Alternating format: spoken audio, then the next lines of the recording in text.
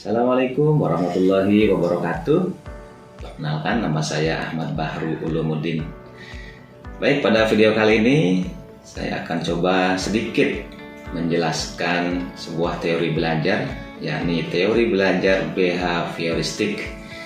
Kemudian teori belajar behavioristik itu dalam menumbuhkan sikap peduli lingkungan hidup siswa di sekolah. Nah, pada kesempatan kali ini kita akan membahas itu, bagaimana sebuah teori belajar behavioristik dapat menumbuh kembangkan kepedulian siswa terhadap lingkungannya di sekolah. Tetap simak video kali ini.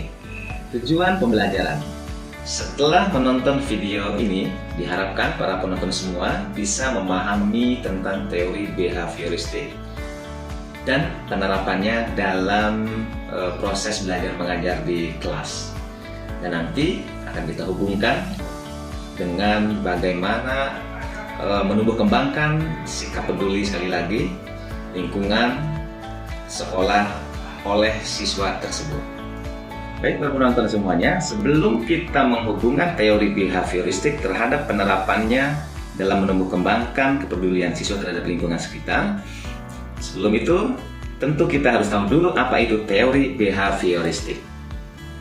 Teori behavioristik adalah merupakan sebuah teori yang bukan hanya berurusan dengan perilaku, akan tetapi teori ini lebih kepada sesuatu yang bisa diukur, diamati, dan dihasilkan oleh respon pelajar terhadap rangsangan. Kalau kita melihat penjelasan teori behavioristik tadi, maka kemudian yang harus dilakukan oleh kita sebagai guru adalah, yang pertama, kita atau guru hendaknya paham betul tentang jenis stimulus atau rangsangan yang akan diberikan kepada siswa. Kemudian yang kedua juga, kita sebagai guru juga harus mengerti tentang jenis apa yang akan direspon oleh siswa tersebut. Saya kira dua hal itu yang harus menjadi catatan penting bagi kita sebagai seorang guru dalam menerapkan teori behavioristik ini.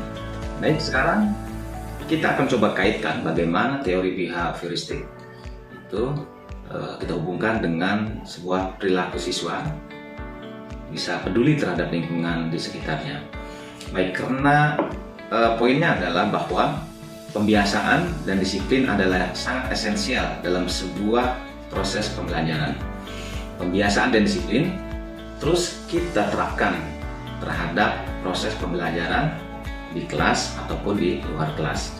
Maka dari itu, saya biasanya melakukan sebuah pembiasaan di kelas sebelum proses belajar mengajar. Pembiasaannya variatif. Biasanya kita, karena pelajaran PAI, ya, kita pembiasaannya biasanya tadarus, membaca Asmaul Husna, kemudian pembiasaan nasionalismenya biasanya kita menyanyikan lagu-lagu kebangsaan di kelas, mengingat betapa pentingnya sebuah Pancasila. Nah, kemudian pembiasaan yang lainnya literasi. Nah, pembiasaan-pembiasaan itulah yang kemudian kita akan upayakan untuk menumbuhkan kesadaran terhadap lingkungan sekitar, terutama di sekolah.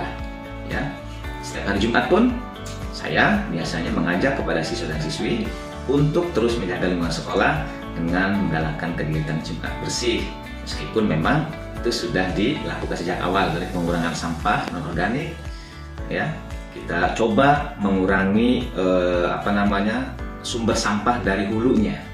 Ya, jadi anak-anak kita harapkan untuk membawa tempat makan sendiri dari rumah, baik gelas ataupun mangkoknya. Itu sudah kita lakukan. Dan alhamdulillah sudah mulai meminimalisir sampah di sekolah. Itu berarti bahwa lingkungan kita sudah semakin bersih dan sehat tentunya. Para penonton semuanya, kemudian kepedulian yang lain yang bisa tumbuh dari hal-hal yang kita biasakan dan kita disiplinkan terhadap anak. Misalnya, mereka terbiasa disiplin di sekolah, maka diharapkan mereka ketika di rumah pun mereka disiplin, peduli terhadap lingkungan yang ada di sekitarnya. Itu menghargai waktu. Bagaimana juga ketika nanti anak-anak sudah lulus dari sekolah, kemudian mereka bisa menerapkan semua yang kita ajarkan di sekolah. Teori behavioristik ini adalah sangat relevan jika kita akan mengaitkan dengan sebuah pembiasaan bagaimana siswa bisa peduli terhadap lingkungannya. Biasanya yang saya lakukan di sekolah adalah bagaimana saya memberikan stimulus kepada siswa, dan saya ingin melihat respon siswa dalam merespon rangsangan atau stimulus yang saya berikan. Siswa itu biasanya lebih akan meniru apa yang kita lakukan, seperti itu. Nah, biasanya yang saya lakukan adalah ketika saya sedang berjalan, kemudian saya melihat ada sampah di depan saya ambil, dan anak melihat. Nah, pada saat itu anak diam, hanya melihat, tetapi di hari kemudian ketika saya melakukan itu dan siswa tersebut melihat lagi, siswa itu mengejar dan langsung bilang, biarkan Pak, saya yang mengambil sampahnya. Nah, artinya apa? Saya ingin menunjukkan bahwa kita harus peduli terhadap lingkungan. Ini terkait dengan lingkungan yang bersih di sekolah. Nah, ada lagi misalnya hal-hal yang perlu dilakukan juga oleh kita sebagai seorang guru, supaya anak-anak lebih peduli terhadap lingkungan di sekolahnya, baik menjaga kebersihan ataupun menjaga kenyamanan dan ketenangan teman-teman sebayanya. Maka dari itu kita selalu memberikan sebuah pemahaman bahwa teman-teman kita semuanya punya hak untuk hidup terlindungi.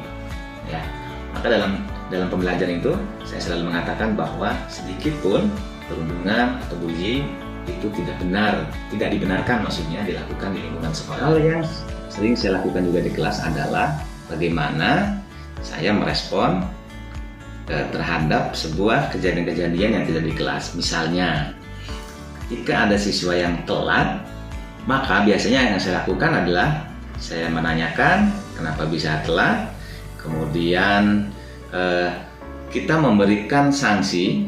Sanksinya itu berupa membaca ayat-ayat Al-Quran, atau biasanya kita tambahkan dengan mengingat-ingat atau tentang terkait nasionalisme, biasanya ya, menyanyi lagu kebangsaan ataupun yang lain-lainnya.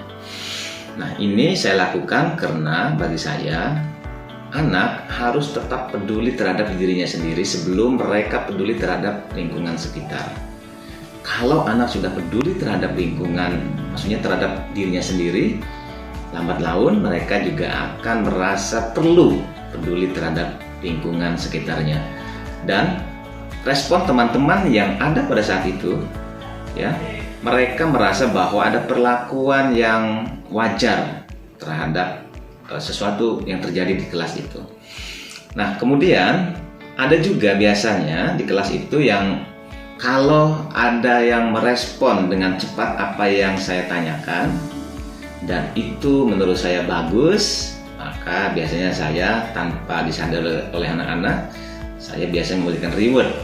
Rewardnya ya banyak, seperti ucapan terima kasih, atau saya kasih sesuatu gitu yang ada di yang saya bawa gitu. Nah, itu untuk menunjukkan bahwa guru ternyata peduli terhadap siswa, gitu kan. Nah, ketika siswa merasa bahwa gurunya peduli terhadap mereka, mereka pun akan lebih peduli lagi terhadap guru dan semua yang ada di sekolah. Itulah teman-teman penjelasan singkat kali ini tentang teori behavioristik dan bagaimana penerapannya untuk menumbuhkan rasa peduli siswa terhadap lingkungan di sekolah atau di sekitarnya.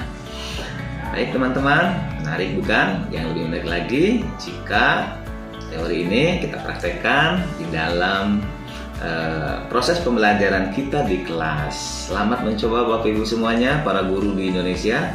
Mohon maaf jika dalam video kali ini masih banyak kekurangan, karena kami atau saya sendiri masih terus belajar untuk menjadi seorang guru yang lebih. Terima kasih sudah menonton video saya kali ini. Semoga bermanfaat dan semoga kita selalu sehat, semangat, dan bahagia tentunya. Demikian, saya akhiri. Assalamualaikum warahmatullahi wabarakatuh.